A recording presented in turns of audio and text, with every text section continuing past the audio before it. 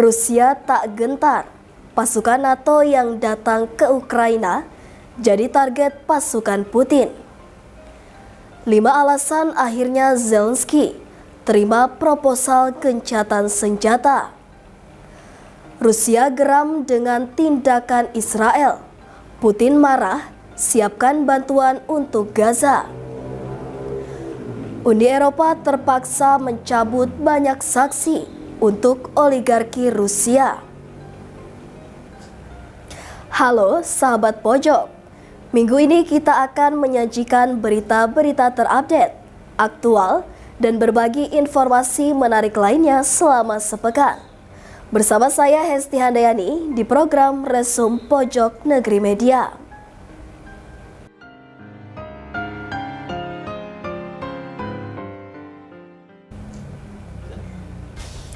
Perdana Menteri Inggris Keir Starmer telah mengklaim lebih dari 30 negara NATO dan mitra akan bergabung dengan koalisi yang akan mengerahkan tentara ke Ukraina sebagai pasukan penjaga perdamaian. Berikut informasi selengkapnya. Perdana Menteri Inggris Keir Starmer telah mengklaim lebih dari 30 negara NATO dan mitra akan bergabung dalam koalisi yang akan mengerahkan tentara ke Ukraina sebagai pasukan penjaga perdamaian. Seorang pejabat Rusia meremehkan klaim tersebut dengan menganggapnya sebagai gertakan semata. Menurut Starmer, puluhan negara tersebut ingin bergabung dalam apa yang dia sebut koalisi yang bersedia. Pasukan dari koalisi itu akan dikerahkan ke Ukraina jika gencatan senjata antara Moskow dan Kiev tercapai. Tujuan pengerahan pasukan itu adalah untuk mencegah agresi apapun dari Rusia di masa mendatang. Namun, PM Starmer menekankan bahwa rencana koalisi itu hanya dapat dilanjutkan jika Amerika Serikat atau AS menawarkan jaminan keamanannya kepada Eropa, gagasan yang ditolak oleh Gedung Putih.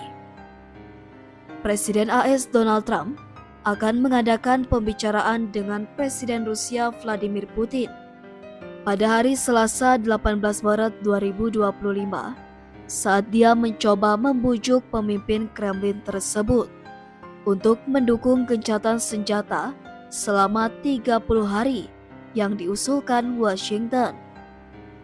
Meskipun Kremlin mengklaim siap untuk perdamaian, mereka telah mengesampingkan kemungkinan menempatkan pasukan dari Eropa atau anggota NATO di Ukraina. Vladimir Rogov, Ketua Komisi Kamar Sipil Rusia, sebuah lembaga masyarakat sipil yang dibentuk oleh Putin, mengatakan kepada kantor berita TASS bahwa seluruh gagasan Starmer adalah sebuah gertakan.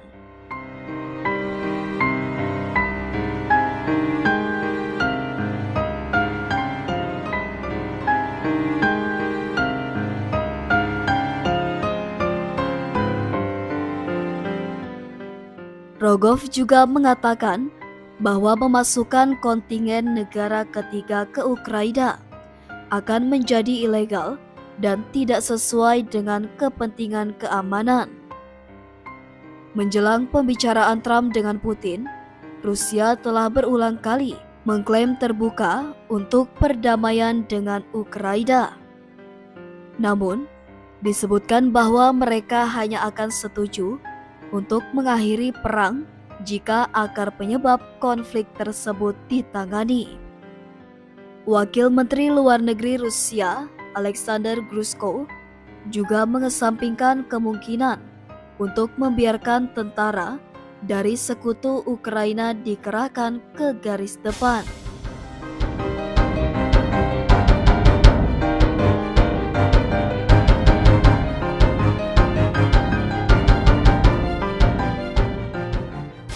Sebelumnya, Wakil Ketua Dewan Keamanan Nasional Rusia, Dmitry Medvedev, berkomentar lebih keras. Dia mengatakan kehadiran tentara NATO di Ukraina, meski itu sebagai pasukan penjaga perdamaian, akan berarti perang habis-habisan antara Moskow dan blok barat tersebut. Namun, Kergils dari Chatham House telah meminta koalisi Starmer untuk masuk ke Ukraina sekarang, bahkan tanpa dukungan Trump, untuk benar-benar menghentikan perampasan tanah Ukraina lebih lanjut oleh Rusia.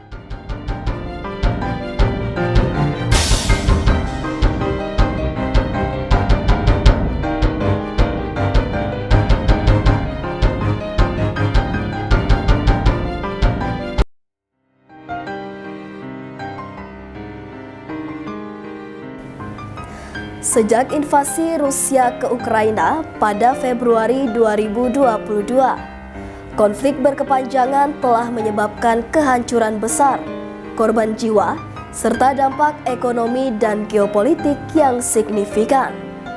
Dalam upaya mencari solusi damai, Amerika Serikat mengajukan proposal gencatan senjata yang akhirnya diterima oleh Presiden Ukraina Volodymyr Zelensky. Berikut 5 alasan akhirnya Zelensky terima proposal gencatan senjata. Rusia mengutuk pemboman Israel yang kembali di jalur Gaza.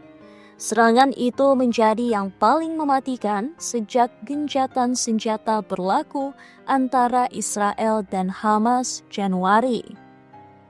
Hingga kini serangan yang terjadi Selasa 18 Maret 2025 telah menewaskan ratusan orang. Menurut Kementerian Kesehatan Gaza, setidaknya 413 orang tewas dalam serangan terbaru itu.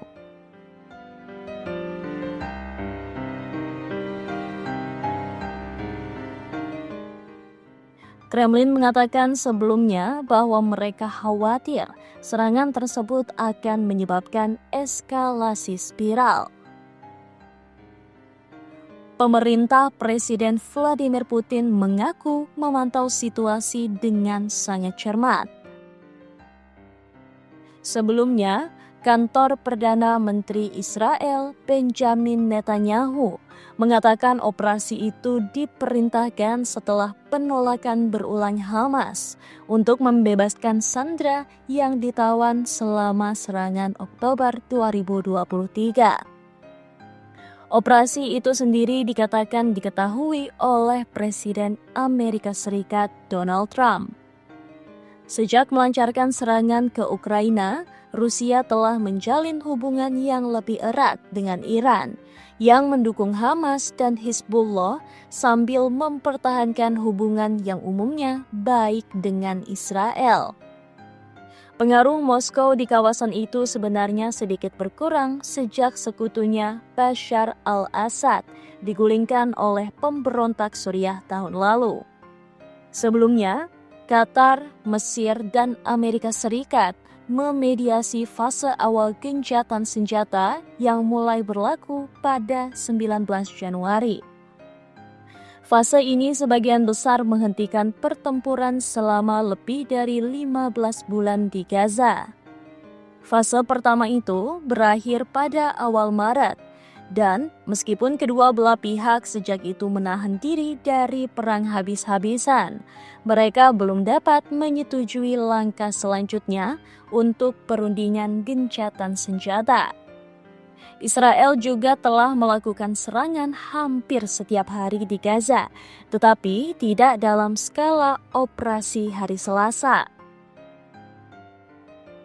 Dalam sebuah postingan di Telegram pada dini hari, Selasa, tentara Israel mengatakan bahwa mereka melakukan serangan besar-besaran terhadap target teror milik organisasi teroris Hamas di jalur Gaza.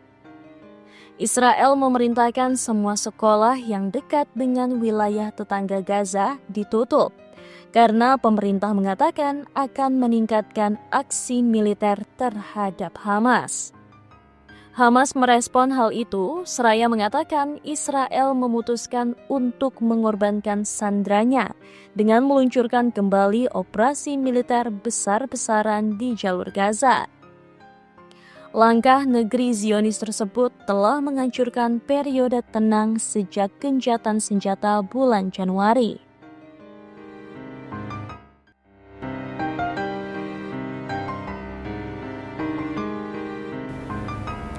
Rusia mengutuk pemboman Israel yang kembali di jalur Gaza.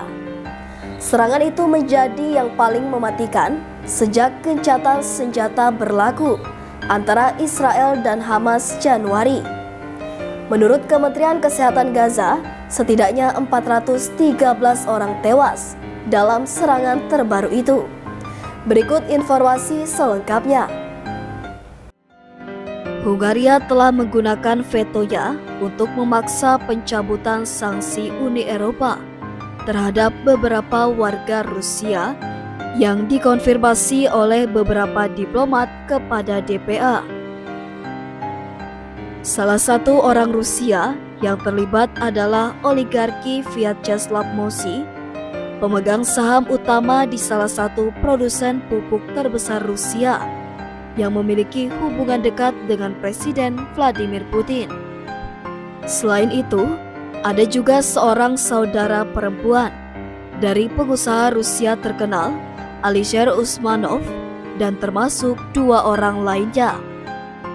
Menurut para diplomat, Hungaria menggunakan tenggat waktu yang akan segera dilakukan untuk memperpanjang sanksi Uni Eropa terhadap Rusia sebagai pengungkit.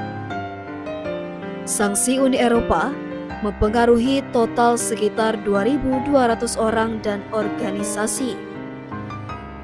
Keputusan untuk memperpanjang sanksi membutuhkan resolusi bulat oleh semua 27 negara anggota Uni Eropa yang dilakukan rutin setiap 6 bulan. Terkait hal itu, Hungaria mengancam akan memblokir resolusi, kecuali beberapa orang Rusia dihapus dari daftar. Perdana Menteri Hungaria, Viktor Orbán, telah menyatakan pada beberapa kesempatan bahwa dia tidak menganggap sanksi Rusia oleh Uni Eropa efektif, meskipun tidak jelas mengapa dia memutuskan untuk memberikan kesempatan ini atau untuk orang-orang ini. Sanksi Uni Eropa umumnya mencakup pembatasan perjalanan, pembekuan aset dan larangan penyediaan dana atau sumber daya ekonomi lainnya oleh pihak ketiga. Dalam kebanyakan kasus, sanksi dijatuhkan sebagai respons atas apa yang dilihat Uni Eropa sebagai agresi militer Rusia yang tidak beralasan terhadap Ukraina. Ada diskusi tentang tuntutan Hungaria karena sejumlah negara anggota awalnya menolak untuk menerimanya. Mereka berpendapat bahwa pencabutan sanksi dapat memberikan argumen bagi orang Rusia lainnya untuk tindakan hukum terhadap langkah-langkah Uni Eropa. Keputusan sanksi menyatakan sanksi diberikan karena hubungan dekatnya dengan Putin telah membantunya mengamankan kekayaannya yang cukup besar. Dia telah menyatakan dukungan dan persahabatannya untuk Putin dalam banyak kesempatan dan menjaga hubungan baik dengan Kremlin.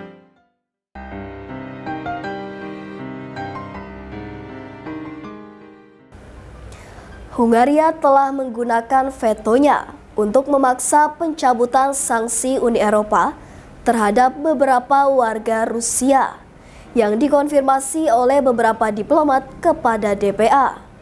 Salah satu orang Rusia yang terlibat adalah oligarki Vyacheslav Mosi, pemegang saham utama di salah satu produsen pupuk terbesar Rusia yang memiliki hubungan dekat dengan Presiden Vladimir Putin. Berikut informasi selengkapnya. Sejak invasi Rusia ke Ukraina pada Februari 2022, Konflik berkepanjangan telah menyebabkan kehancuran besar, korban jiwa, serta dampak ekonomi dan geopolitik yang signifikan. Dalam upaya mencari solusi damai, Amerika Serikat mengajukan proposal gencatan senjata yang akhirnya diterima oleh Presiden Ukraina Volodymyr Zelensky. Keputusan ini didorong berbagai faktor, termasuk pertimbangan militer, ekonomi, diplomasi, serta tekanan dari Sekutu Barat. 1. Kondisi militer yang semakin sulit. Konflik yang telah berlangsung selama bertahun-tahun menyebabkan pasukan Ukraina menghadapi berbagai tantangan besar di medan perang. Kehabisan amunisi dan persenjataan, dukungan militer dari negara-negara barat mulai berkurang, sementara Rusia terus meningkatkan produksi senjatanya. Keletihan pasukan, perang yang berkepanjangan telah menyebabkan kelelahan fisik dan mental bagi tentara Ukraina. Kehilangan wilayah strategis. Ukraina kesulitan merebut kembali wilayah yang dikuasai Rusia, dan gencatan senjata dapat mencegah kehilangan lebih lanjut. 2. Tekanan dari Sekutu Barat. Negara-negara Barat, terutama Uni Eropa dan Amerika Serikat, mulai mengalami kelelahan dalam mendukung Ukraina secara ekonomi dan militer. Krisis ekonomi di Eropa dan Amerika Serikat, bantuan miliaran dolar ke Ukraina memicu perdebatan di negara-negara donor. Fokus pada isu domestik, beberapa negara mulai mengalihkan perhatian pada masalah dalam negeri mereka, seperti inflasi dan ketidakstabilan politik. Diplomasi Amerika Serikat dengan Rusia. Amerika Serikat berusaha mencegah eskalasi lebih lanjut yang bisa mengarah pada konflik global lebih luas. 3. Dampak ekonomi yang parah. Ukraina mengalami kerugian ekonomi yang besar akibat perang. Infrastruktur hancur, kota-kota utama dan fasilitas industri rusak parah. Menurunnya investasi asing. Banyak perusahaan enggan berinvestasi karena ketidakpastian politik dan keamanan. Krisis pengungsi. Jutaan warga Ukraina mengungsi, menyebabkan ketidakstabilan sosial dan ekonomi. 4. Keinginan mengurangi korban sipil. Konflik yang berlarut-larut telah menyebabkan korban jiwa yang sangat tinggi, terutama di kalangan warga sipil. Gencatan senjata bisa membantu mengurangi serangan terhadap warga sipil. Dengan adanya kesepakatan damai, resiko serangan terhadap penduduk dapat diminimalkan. Mempermudah bantuan kemanusiaan. Lembaga internasional dapat lebih mudah menyalurkan bantuan ke wilayah terdampak. Memfasilitasi pemulihan ekonomi. Dengan situasi yang lebih stabil, perekonomian dapat mulai pulih. 5. Peluang untuk negosiasi perdamaian. Jangka panjang, meskipun gencatan senjata bukanlah akhir dari konflik, ini bisa menjadi langkah awal untuk mencapai solusi diplomatik yang lebih permanen. Keuntungan dari negosiasi lebih lanjut meliputi peluang untuk mediasi internasional. Negara-negara lain dapat berperan dalam memastikan solusi yang adil. Jaminan keamanan dari NATO atau Uni Eropa. Ukraina bisa mendapatkan jaminan perlindungan tanpa harus terus bertempur. Kesempatan untuk rekonstruksi. Dengan perang yang dihentikan sementara, Ukraina dapat mulai membangun kembali infrastruktur dan ekonomi. Keputusan Presiden Volodymyr Zelensky untuk menerima proposal gencatan senjata dari Amerika Serikat didorong oleh berbagai faktor, termasuk kondisi militer yang sulit, tekanan dari Sekutu Barat, krisis ekonomi, serta keinginan untuk melindungi warga sipil dan membuka jalan bagi negosiasi damai. Meskipun ini bukan solusi permanen, gencatan senjata dapat menjadi langkah penting menuju stabilitas dan pemulihan Ukraina.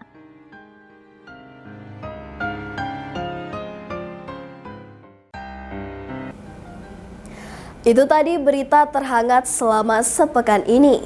Nantikan berita lainnya di web kami di pojoknegeri.com dan di channel YouTube Pojok Negeri Media. Jangan lupa untuk komen, like, dan subscribe channel kami. Kami undur diri, sampai jumpa di Resum pekan depan.